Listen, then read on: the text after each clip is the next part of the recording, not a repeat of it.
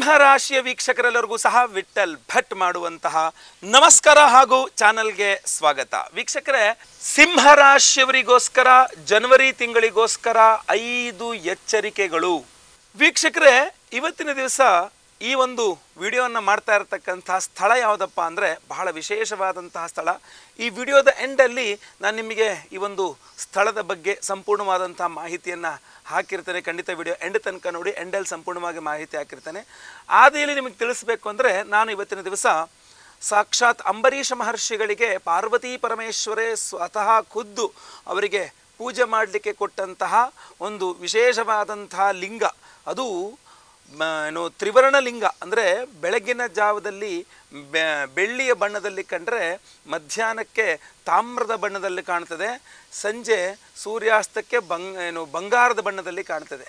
ಬೆಳಗ್ಗೆ ಬೆಳ್ಳಿ, ಮಧ್ಯಾಹ್ನ ತಾಮ್ರ ಹಾಗೂ ಸೂರ್ಯಾಸ್ತಕ್ಕೆ ಹೋದಂತೆ ಬೆಳ್ಳಿಯ ಬಣ್ಣದಲ್ಲಿ ತಾನಾತಾಗೆ ಬದಲಾಗತಕ್ಕಂಥ ಒಂದು ಶಕ್ತಿ ಇರುವಂತಹ ಒಂದು ಲಿಂಗ ಕಾಂತೇಶ್ವರ ಸ್ವಾಮಿಯ ಲಿಂಗ ಕಾಂತಾವರ ಮೂಡುಬಿದ್ರಿ ಉಡುಪಿನಲ್ಲಿ ನಾನು ಇವತ್ತಿದ್ದೇನೆ.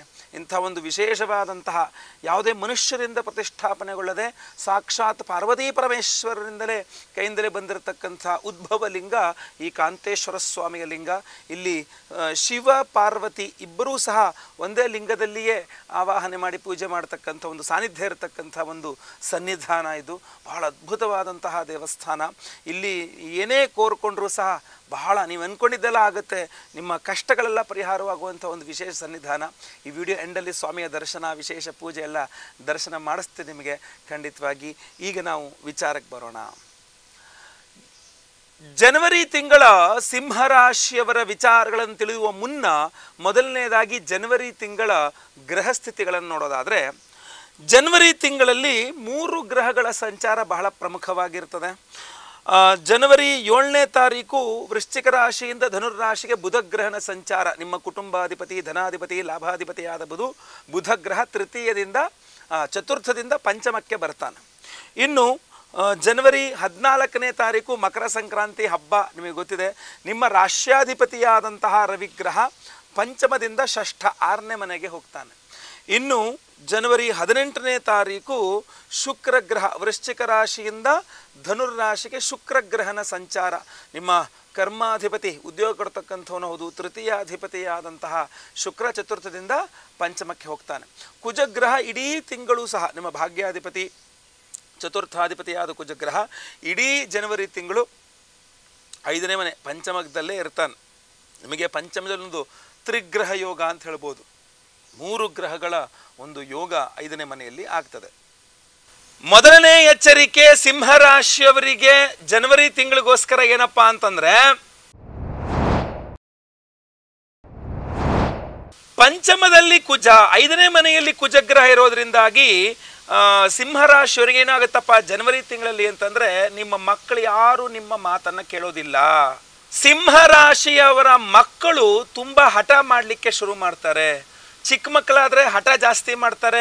ನಾನು ಓದೋದಿಲ್ಲ, ನಾನು ಸ್ಕೂಲಿಗೆ ಹೋಗಲ್ಲ, ಕಾಲೇಜ್ಗೆ ಹೋಗಲ್ಲ, ನಿನ್ನ ಮಾತು ಕೇಳಲ್ಲ, ಅದು ಮಾಡಲ್ಲ, ಇದು ಮಾಡಲ್ಲ, ತುಂಬ ನಿಮಗೆ ಎದುರುತ್ತರ ಕೊಡ್ತಕ್ಕಂಥದ್ದು, ತುಂಬ ಸಿಟ್ಟು ಮಾಡ್ತಕ್ಕಂಥದ್ದು ಮಾಡ್ತಾರೆ ಚಿಕ್ಕ ಮಕ್ಕಳು. ಇನ್ನೇನಾದ್ರು ನೀವು ಸಿಂಹರಾಶಿಯ ಸ್ವಲ್ಪ ವಯಸ್ಕರಾಗಿದ್ದರೆ, ನಿಮ್ಮ ಮಕ್ಕಳು ದೊಡ್ಡವರಾಗಿದ್ದಾರೆ ಅಂತ ಆದ್ರಂತೂ ಜಗಳ ಮಾಡಿ ಮನೆ ಬಿಟ್ಟು ಹೋಗುವಂತಹ ಸಾಧ್ಯತೆಗಳು ಕೂಡ ಜಾಸ್ತಿ ಇದೆ. ಸೊ ಆದ್ದರಿಂದ ಸಿಂಹರಾಶಿಯವರು ನೀವು ಅಂತಾದರೆ ನಿಮ್ಮ ಮಕ್ಕಳು ಚಿಕ್ಕವರಿದ್ರೂ ಸಹ ಹಠ ಜಾಸ್ತಿ, ಸಿಟ್ಟು, ಮನೇಲೆಲ್ಲ ದೊಡ್ಡ ರಗಾಡ್ ಮಾಡಿಬಿಡ್ತಾರೆ. ಇನ್ನು ನಿಮ್ಮ ಮಕ್ಕಳೆಲ್ಲರೂ ದೊಡ್ಡಾಗಿದ್ದಾರೆ ಅಂತಾದರೆ ಅವರು ಜಗಳ ಮಾಡಿಕೊಂಡು ಮನೆ ಬಿಟ್ಟು ಹೋಗ್ತಕ್ಕಂಥದ್ದೆಲ್ಲ ಸಾಧ್ಯತೆಗಳು ಜಾಸ್ತಿ ಕಂಡು ಬರ್ತಾ ಇದೆ. ಆದ್ದರಿಂದ ದಯವಿಟ್ಟು ಎಚ್ಚರಿಕೆಯನ್ನು ವಹಿಸಿ ಸಿಂಹರಾಶಿಯವರು ಖಂಡಿತವಾಗಿ ಮಕ್ಕಳನ್ನು ನಿಗ್ರಹದಲ್ಲಿ ಇಟ್ಕೊಳ್ಬೇಕು. ಯಾವುದೋ ಒಂದು ನೆಗೆಟಿವ್ ಎನರ್ಜಿ, ಕುಜನ ಆರಾಧನೆ ಮಾಡ್ಕೊಳ್ಳಿ. ಪಂಚಮದಲ್ಲಿ ನಿಮಗೆ ಕುಜ ಬರೋದ್ರಿಂದಾಗಿ ಇದೆಲ್ಲ ಆಗ್ತಾ ಇರತಕ್ಕಂಥದ್ದು. ನಾವು ವಿಶೇಷವಾಗಿ ಡಿಸೆಂಬರ್ 26ನೇ ತಾರೀಕು ಕುಜ ಶಾಂತಿ ಹೋಮ, ಶನಿ ಶಾಂತಿ, ಗುರು ಶಾಂತಿ ಸಹಿತ ಮಹಾ ನವಗ್ರಹ ಶಾಂತಿ ಹೋಮ ಹಾಗೂ ಈ ಸಿಟ್ಟು ಹಠಕ್ಕೆ ಮೂಲ ಕಾರಣವಾದಂತಹ ನಾಗದೇವರಿಗೆ ವಿಶೇಷವಾಗಿ ಆಶ್ಲೇಷ ಬಲಿ ಪೂಜೆ, ಸರ್ಪಶಾಂತಿ ಹೋಮಗಳನ್ನು ಮಾಡಿ ಆ ವಿಶೇಷವಾದಂತಹ ಪ್ರಸಾದವನ್ನು ನಿಮಗೆ ಕಳಿಸ್ಕೊಡ್ತಾ ಇದ್ದೇವೆ. ಹಾಗೂ ಅದರಲ್ಲಿ ಅಭಿಮಂತ್ರಣೆ ಮಾಡಿ ಒಂದು ವಿಶೇಷವಾದ ಬ್ರಾಸ್ಲೆಟನ್ನು, 4 ವಿಧದ ಉಪರತ್ನಗಳಿರುವ ಒಂದು ವಿಶೇಷವಾದ ಬ್ರಾಸ್ಲೆಟ್ ಇದು. ಇದನ್ನು ಪ್ರತಿಯೊಬ್ಬರಿಗೂ ಸಹ ಸಂಕಲ್ಪ ಸೇವೆ ಕೊಟ್ಟವರಿಗೆ ಕೊಡ್ತಾ ಇದ್ದೇವೆ. ಸೊ ದಯವಿಟ್ಟು ಸಂಕಲ್ಪ ಸೇವೆಗೆ ಹೆಸರು ಕೊಟ್ಕೊಳ್ಳಿ, ಖಂಡಿತವಾಗಿ ಒಳ್ಳೆಯದಾಗಲಿ, ಈ ಸಮಸ್ಯೆ ಸಾಲ್ವ್ ಆಗಲಿ.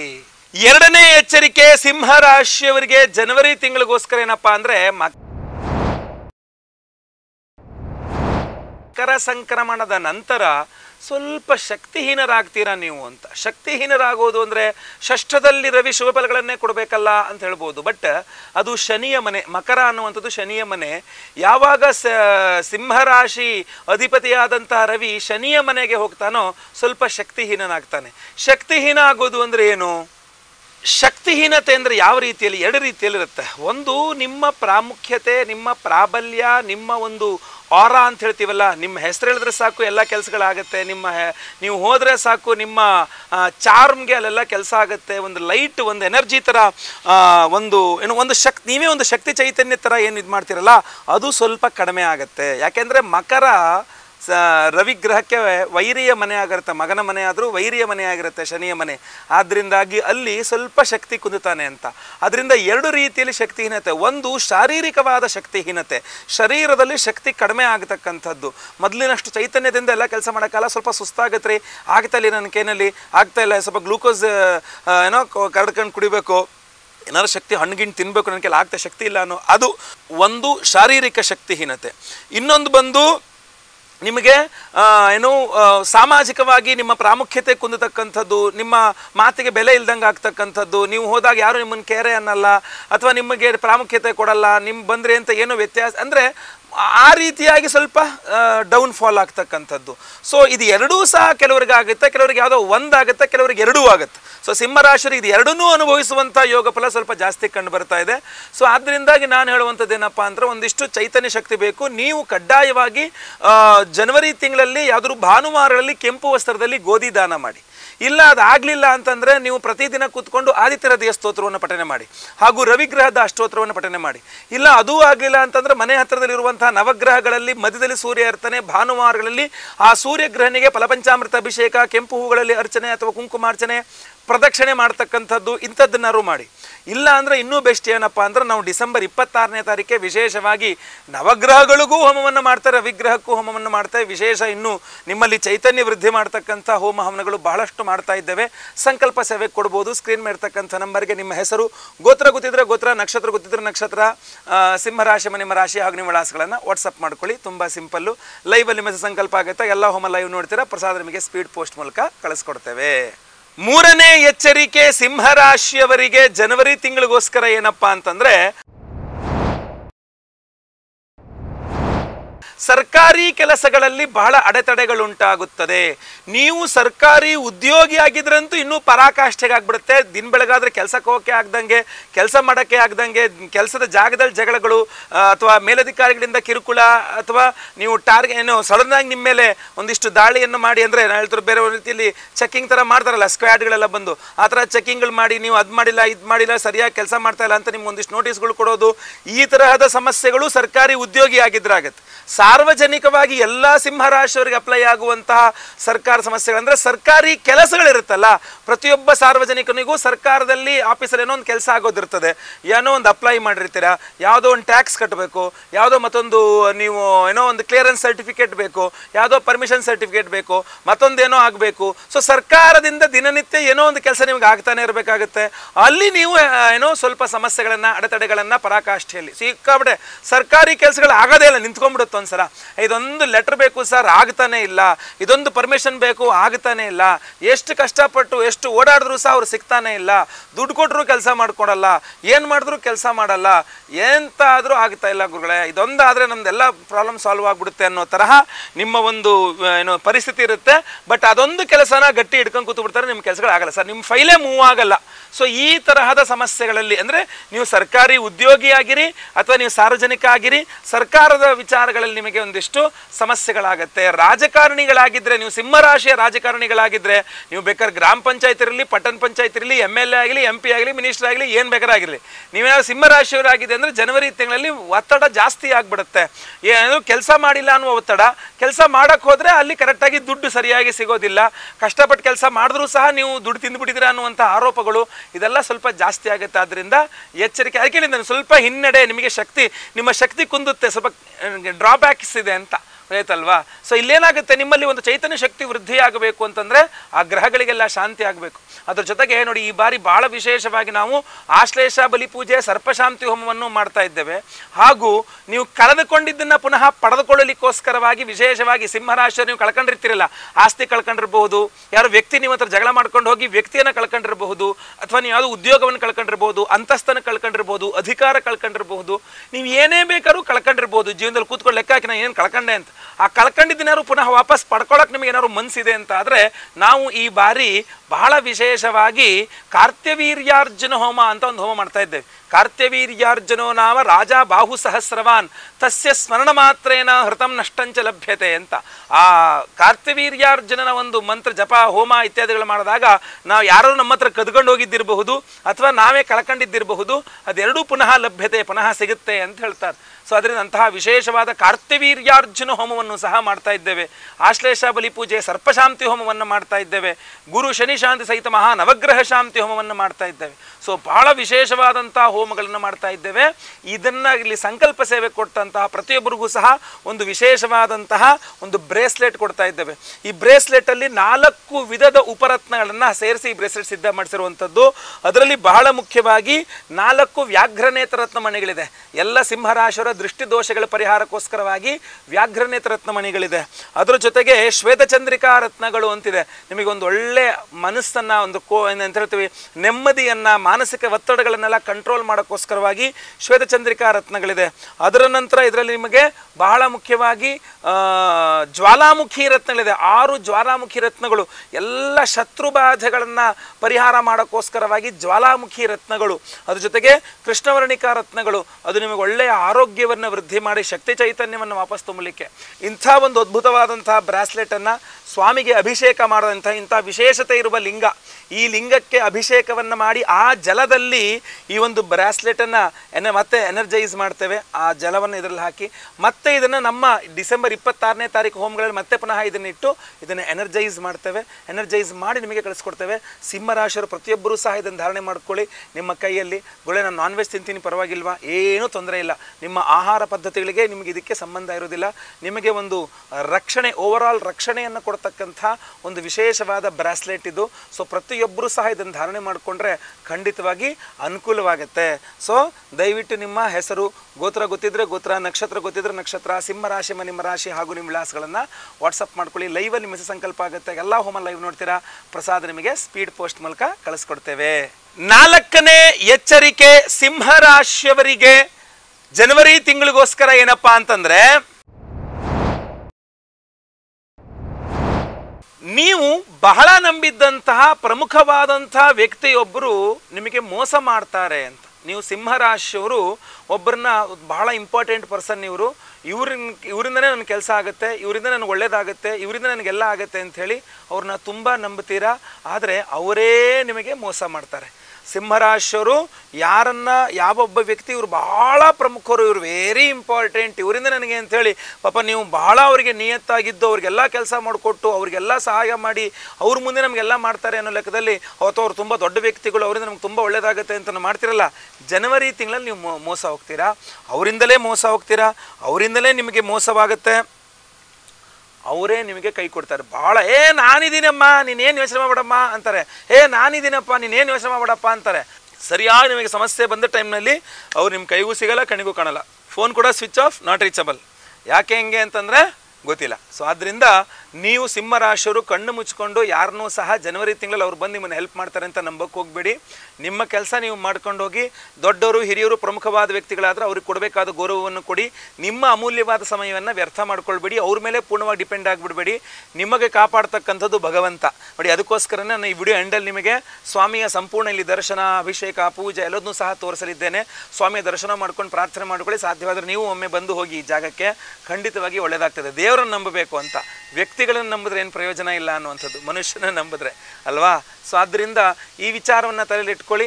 ಆದ್ದರಿಂದಲೇ ದೇವತಾರಾಧನೆಯನ್ನು ಬಹಳ ವಿಶೇಷವಾಗಿ ಡಿಸೆಂಬರ್ 26ನೇ ತಾರೀಕು ಮಾಡ್ತಾ ಇದ್ದೇವಲ್ಲ, ಮಾಡಿ ವಿಶೇಷವಾದ ಈ ಪ್ರಸಾದ ಬ್ರಾಸ್ಲೆಟ್ ಕೊಡ್ತೇವಲ್ಲ ಅದನ್ನು ಧಾರಣೆ ಮಾಡ್ಕೊಳ್ಳಿ. ಹಾಗೂ ನಮ್ಮ ಒಂದು ವಿಶೇಷವಾದಂಥ ಎಲ್ಲ ಹೋಮಗಳ ಭಸ್ಮ, ನಾಗಾರಾಧನೆ, ಅರಿಶಿನ ಪ್ರಸಾದ ಹಣೆಯಲ್ಲಿ ಇಟ್ಕೊಳ್ಳಿ. ಹಾಗೂ ಈ ಒಂದು ಬ್ರಾಸ್ಲೆಟನ್ನು ನೀವು ಕೈಲಿ ಧಾರಣೆ ಮಾಡ್ಕೊಳ್ಳಿ. ಖಂಡಿತ ಒಳ್ಳೆಯದಾಗಲಿ. 5ನೇ ಎಚ್ಚರಿಕೆ ಸಿಂಹರಾಶಿಯವರಿಗೆ ಈ ಒಂದು ಜನವರಿ ತಿಂಗಳಿಗೋಸ್ಕರ ಏನಪ್ಪಾ ಅಂತಂದ್ರೆ, ಸಿಂಹರಾಶಿಯವರಿಗೆ ಜನವರಿ ತಿಂಗಳಲ್ಲಿ ಬೆನ್ನು ನೋವು ಹಾಗೂ ಸೊಂಟ ನೋವು ತೀರಾ ಜಾಸ್ತಿ ಆಗ್ಬಿಡುತ್ತೆ. ಬೆನ್ನು ನೋವು ಹಾಗೂ ಸೊಂಟ ನೋವು ನಿಮಗೆ ಸಿಕ್ಕಾಬಿಟ್ಟೆ. ಕೂತ್ಕೊಂಡು ಬೆನ್ನು ಮೊದಲೇ ಎಷ್ಟೊತ್ತು ಬೇಕಾದ್ರೂ ಕೂತ್ಕೊಂತಿದ್ದೆ ಸರ್, ಸಡನ್ನ ಬೆನ್ನು ಸ್ಟಾರ್ಟ್ ಕೂತ್ಕೊಳ್ಳೋಕ್ಕೆ ಆಗ್ತಾ ಇಲ್ಲ ಅಂತ ನೀವೇ ಹೇಳ್ತೀರಾ.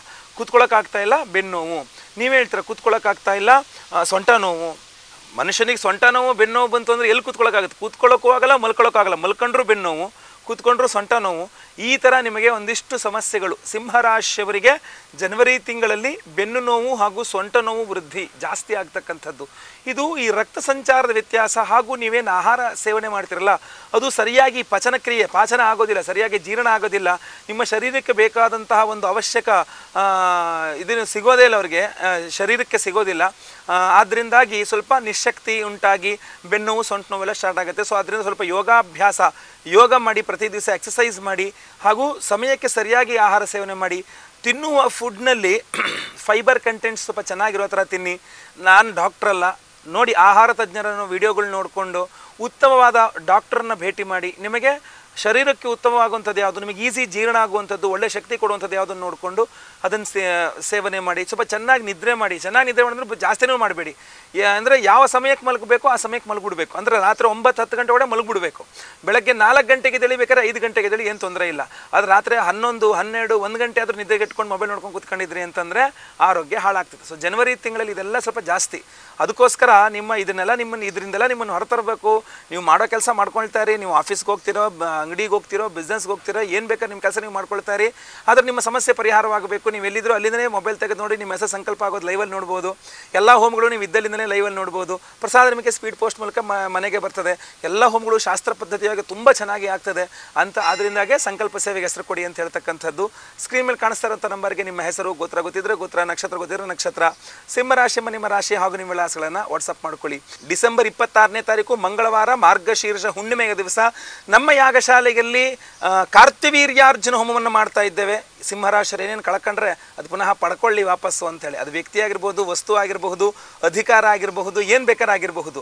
ಕಳ್ಕೊಂಡಿದ್ದನ್ನ ಪುನಃ ಪಡ್ಕೊಳ್ಳೋಕ್ಕೋಸ್ಕರ ಕಾರ್ತಿವೀರ್ಯಾರ್ಜುನ ಹೋಮ. ಅದರ ಜೊತೆಗೆ ಬಹಳ ವಿಶೇಷವಾಗಿ ಸಂತಾನ ಗೋಪಾಲ ಹೋಮವನ್ನು ಮಾಡ್ತಾ ಇದ್ದೇವೆ. ಸೊ ಯಾಕೆಂದರೆ ಸಿಂಹರಾಶಿಯ ಸಂತಾನ ಇಲ್ಲದವರಿಗೆ ಸಂತಾನ ಪಡ್ಕೊಳ್ಳೋಕೆ ಏನಾದ್ರು ಪ್ರಯತ್ನ ಮಾಡ್ತೀರಾ ಅಂದರೆ ಇದು ಸರಿಯಾದ ಸಮಯ. ಯಾಕೆಂದರೆ ರವಿಗ್ರಹ ಈಗ ಧನುರ್ಮಾಸದಲ್ಲಿರ್ತಾನೆ. ಈ ಜನವರಿ ತಿಂಗಳಲ್ಲಿ 15 ಒಳಗಡೆ ಏನಾದರೂ ಪ್ರಯತ್ನ ಮಾಡ್ತೀರಾ ಅಂತಾದರೆ ತುಂಬ ಒಳ್ಳೆಯದು. ಯಾಕೆಂದರೆ ಅವಾಗ ಕನ್ಸೀವ್ ಆದರೆ ಅಂತಂದರೆ ಮಗು ಆಗ್ತಕ್ಕಂಥದ್ದು ಸಿಂಹ ಮಾಸದಲ್ಲಿ, ಅಂದರೆ ರವಿಗ್ರಹ ಸಿಂಹರಾಶಿಯಲ್ಲಿರುವಂಥ ಸಮಯ ಅದು. ಸೊ ಆದ್ದರಿಂದ ಅದು ಮಗುವಿನ ತಂದೆಗೆ ತುಂಬ ಒಳ್ಳೆಯದು. ಸೊ ಅದಕ್ಕೋಸ್ಕರವಾಗಿ ಸಂತಾನಕ್ಕೆ ಪ್ರಯತ್ನ ಮಾಡ್ತಕ್ಕಂಥವ್ರಿಗೆ ಯಶಸ್ಸು ಸಿಗಲಿ ಅಂತ ನಾವು ಸಂತಾನ ಗೋಪಾಲ ಹೋಮವನ್ನು ಮಾಡ್ತಾ ಇದ್ದೇವೆ. ಸೊ ಮಕ್ಕಳ ವಿಚಾರದಲ್ಲಿ ಕೂಡ ಏನೂ ತೊಂದರೆ ಆಗದೆ ಒಳ್ಳೆಯದಾಗಲಿ ಅಂತ ಸಂತಾನ ಗೋಪಾಲ ಹೋಮ, ಕಾರ್ತಿವೀರ್ಯಾರ್ಜುನ ಹೋಮ, ಲಕ್ಷ್ಮೀ ಭೂವರಾಹ ಸ್ವಾಮಿಯ ಹೋಮ. ಯಾವುದೇ ರೀತಿಯಾದಂತಹ ಭೂಮಿ ಸಂಬಂಧಿಸಿದಂತಹ ವ್ಯವಹಾರಗಳೇನಾದ್ರು ನಿಮಗೆ ನಿಂತೋಗಿದ್ರೆ, ಅಥವಾ ಕೆಲಸ ಆಗ್ತಾ ಇಲ್ಲ, ಸ್ವಂತ ಮನೇಲಿದ್ದೀನಿ ನೆಮ್ಮದಿ ಇಲ್ಲ, ಬಾಡಿಗೆ ಮನೇಲಿದ್ದೀನಿ ನೆಮ್ಮದಿ ಇಲ್ಲ, ಲೀಸ್ ಮನೇಲಿದ್ದೀನಿ ನೆಮ್ಮದಿ ಇಲ್ಲ, ನನಗೆ ಈ ಭೂಮಿಯಲ್ಲಿ ಏನೋ ಸಮಸ್ಯೆ ಅಂತ ಅನಿಸ್ತಾ ಇದೆ, ಅಥವಾ ಭೂಮಿಯನ್ನು ಮಾರಾಟಕ್ಕೆ ಇಟ್ಟಿದ್ದೀನಿ ಸೇಲ್ ಆಗ್ತಾ ಇಲ್ಲ, ಪರ್ಚೇಸ್ ಮಾಡೋಕ್ಕೆ ಹೋಗ್ತಾ ಇದ್ದೀನಿ ಪರ್ಚೇಸ್ ಮಾಡೋಕ್ಕಾಗ್ತಾ ಇಲ್ಲ, ಏನೇ ಇದ್ದರೂ ಸಹ ಪರಿಹಾರವಾಗಲಿ ಅಂತ ಲಕ್ಷ್ಮೀ ಭೂವರಾಹ ಸ್ವಾಮಿ ಹೋಮವನ್ನು ಮಾಡ್ತಾ ಇದ್ದೇವೆ. ಹಾಗೂ ಗುರುಶಾಂತಿ ಶನಿಶಾಂತಿ ಸಹಿತ ಮಹಾ ನವಗ್ರಹ ಶಾಂತಿ ಹೋಮವನ್ನು ಮಾಡ್ತಾ ಇದ್ದೇವೆ. ಆಶ್ಲೇಷ ಬಲಿಪೂಜೆ ಸರ್ಪಶಾಂತಿ ಹೋಮವನ್ನು ಮಾಡ್ತಾ ಇದ್ದೇವೆ. ಒಬ್ಬರಿಗೆ ಒಂದು ಸಂಕಲ್ಪ ಸೇವೆ ಇದಿಷ್ಟು ಹೋಮಗಳಾಗುತ್ತೆ. ಎಲ್ಲ ಹೋಮಗಳ ಭಸ್ಮ ಕಳಿಸ್ಕೊಡ್ತೇವೆ. ಅದೇ ರೀತಿಯಲ್ಲಿ ನಾಗಾರಾಧನೆ ಮಾಡಿದ ಅರಿಶಿನ ಪ್ರಸಾದ ಕಳಿಸ್ಕೊಡ್ತೇವೆ. ಹಾಗೂ ಪ್ರಸಾದ ಸ್ವರೂಪ 4 ವಿಭಿನ್ನವಾದಂತಹ ವಿಶೇಷವಾದಂತಹ ಉಪರತ್ನಗಳಿರುವ ಒಂದು ವಿಶೇಷವಾದ ಬ್ರಾಸ್ಲೆಟನ್ನು ಪ್ರತಿಯೊಬ್ಬರಿಗೂ ಸಹ ಹಿಂಗೆ ಧಾರಣೆ ಮಾಡ್ಕೊಳ್ಳೋಕ್ಕೆ ನಿಮಗೆಲ್ಲರಿಗೂ ಸಹ ಕಳಿಸ್ಕೊಡ್ತಾ ಇದ್ದೇವೆ. ಸಂಕಲ್ಪ ಸೇವೆಗೆ ಹೆಸರು ಕೊಡೋರು ದಯವಿಟ್ಟು ಸ್ಕ್ರೀನ್ ಮೇಲೆ ಇರ್ತಕ್ಕಂಥ ನಂಬರ್ಗೆ ನಿಮ್ಮ ಹೆಸರು, ಗೋತ್ರ ಗೊತ್ತಿದ್ರೆ ಗೋತ್ರ, ನಕ್ಷತ್ರ ಗೊತ್ತಿದ್ರೆ ನಕ್ಷತ್ರ, ಸಿಂಹರಾಶಿ ನಿಮ್ಮ ರಾಶಿ ಹಾಗೂ ನಿಮ್ಮ ವಿಳಾಸಗಳನ್ನು ಬೇಗ ವಾಟ್ಸಪ್ ಮಾಡ್ಕೊಳ್ಳಿ. ಒಳ್ಳೆಯದಾಗಲಿ. ವಿಡಿಯೋ ಇಷ್ಟ ಆದರೆ ದಯವಿಟ್ಟು ಲೈಕ್ ಮಾಡ್ಲಿಕ್ಕೆ ಮರಿಬೇಡಿ. ವಾಟ್ಸಪ್, ಫೇಸ್ಬುಕ್, ಮೆಸೆಂಜರ್ ಎಲ್ಲ ಕಡೆ ಸಾಮಾಜಿಕ ಜಾಲತಾಣಗಳಲ್ಲಿ ವಿಡಿಯೋನ ಶೇರ್ ಮಾಡ್ಲಿಕ್ಕೆ ಮರಿಬೇಡಿ. ಇನ್ನು ಸಬ್ಸ್ಕ್ರೈಬ್ ಮಾಡ್ಕೊಳ್ಳಿ ನಮ್ಮ ಚಾನಲ್ ಅಂದರೆ ಕಡೆ ಸಬ್ಸ್ಕ್ರೈಬ್ ಅಂತ ಬರುತ್ತೆ, ಸಬ್ಸ್ಕ್ರೈಬ್ ಮಾಡ್ಕೊಳ್ಳಿ. ಬೆಲ್ ಬಟನ್ ಬರುತ್ತೆ, ಬೆಲ್ ಬಟನ್ ಕ್ಲಿಕ್ ಮಾಡಿ ಆಲ್ ಅಂತ ಮಾಡ್ಲಿಕ್ಕೆ ದಯವಿಟ್ಟು ಮರಿಬೇಡಿ. ವಿಡಿಯೋ ಇಲ್ಲಿಗೆ ಮುಗ್ದಿಲ್ಲ, ಇನ್ನು ಮುಂದೆ ಸ್ವಾಮಿಯ ದರ್ಶನವನ್ನು ಮಾಡುವಂತಹ ವಿಡಿಯೋ ಪ್ರಸಾರವಾಗಲಿದೆ. ಎಲ್ಲರಿಗೂ ಸಹ ಒಳ್ಳೆಯದಾಗಲಿ. ಲೋಕ ಸಮಸ್ತ ಸುಖಿನೋ ಭವಂತು. ನಾರಾಯಣ ನಾರಾಯಣ ನಾರಾಯಣ.